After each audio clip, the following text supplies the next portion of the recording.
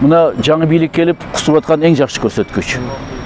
Мен болсо буга кошумча бир мыйзам жасайын деп атам. Ооба, кустубу бийлик азамат, кустурду урууну, коррупционерди. Бирок ал оңой кутулуп кетиш керек эмес. Мына 20 миллион урдап, төп коюп, акчаны кайра чыгып кетип атпайбы? Мен сунуш кылат элем азыр мыйзам боюнча. Мейли, эгерде 10 жылга камала турган болсо, иш болсо 5 жылга камалсын. 10 жылга камала турган болсо, 15 жылга камала турган болсо 7 жылга камалсын ушу кускан адамдар.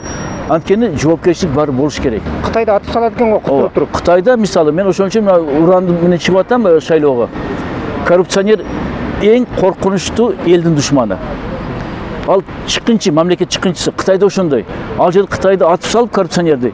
Аны аз келгенсип туугандарына жөнөтөт квитанцияны. Сен күйөөңү бир ок менен өлтүрдүк, эки ок менен өлтүрдүк, төлөгөн деп октун акчасыны.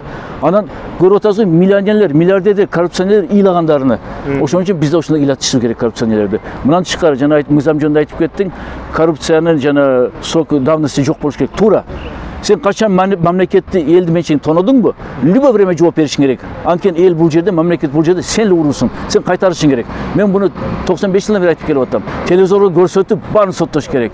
Мына приватизация кылгандар, завод, фабрика, колхоз, совхоз баары тонолуп кетти. Ким тонуп кетти? Алардын башчылары. Элдин менчиги да ал. Ошондон бул баарына биз кайра кайтартышыбыз керек. Коррупцияга аралашкан адам эч качан кайра бийликке кайтып келбеш керек. Жок, жок.